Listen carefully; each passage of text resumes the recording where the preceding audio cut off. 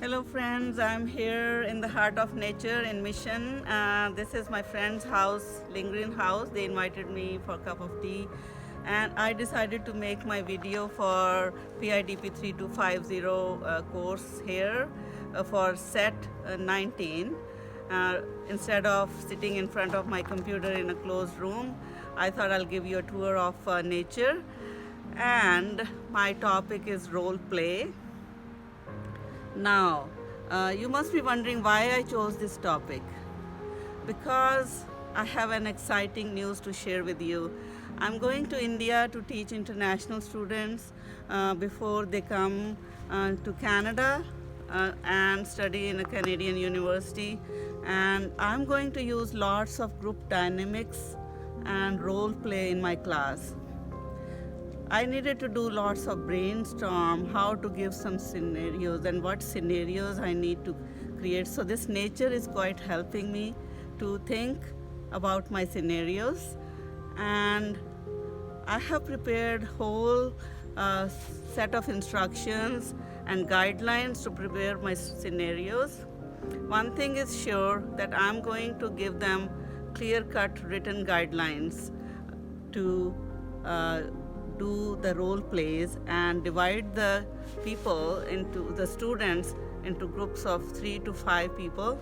I guess it's going to be a big class, and 50 people are expected in my class. So groups of 4 to 5, and I can use both methods. Either I allow them to choose their own topics, what they want to discuss, or I will have some topics prepared I can give them. And in my next slide you will see lots of instructions how to do role play, and here we are.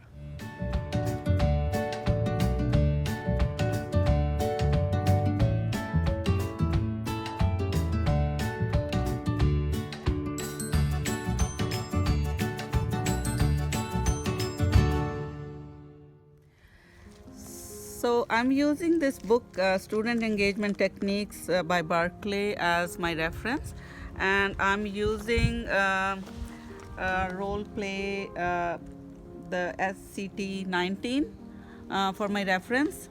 So because this is something I have been using in my previous work also, when I was a workshop facilitator at Work BC, I did a lots of role play, especially preparing people for interviews. We did lots of mock interviews.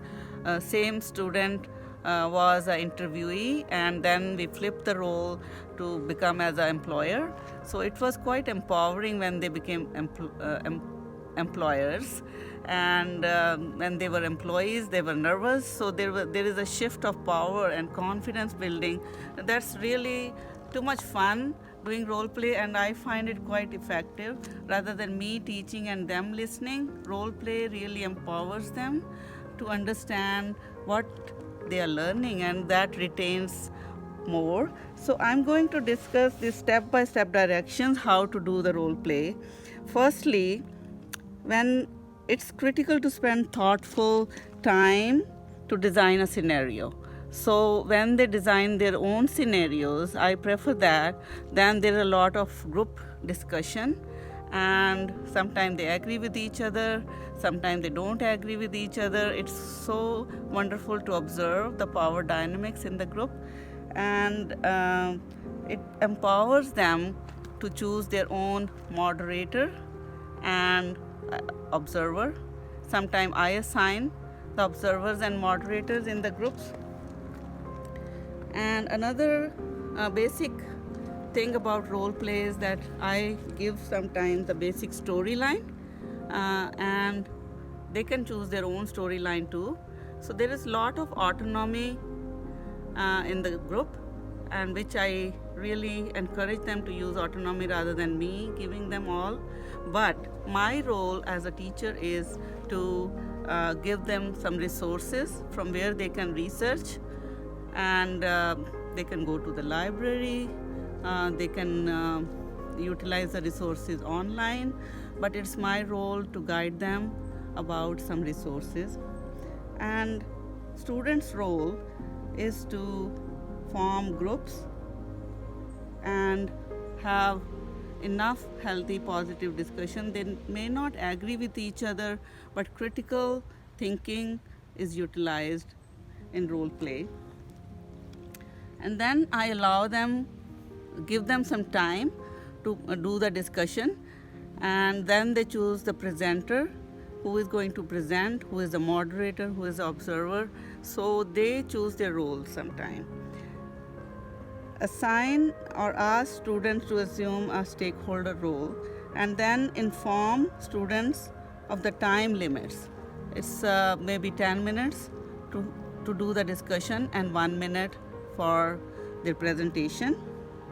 And most important thing in the end is to do follow-up and giving positive constructive feedback to each other, and reflecting on their own role and their peers' role, which is the main point. They know how much they understood the topic, how did they do well, whether they did well or still they want to improve in their learning. So it is an active learning practice, and I find it very useful tool for active learning and keeping the students engaged and motivated in the class. Thank you. Hope you enjoyed my video, and please leave your comments, and I would be encouraged to reflect on my own effort for making a video. And I give video credits to Chris, who is helping me to make this video, because I'm at his residence right now. Thank you.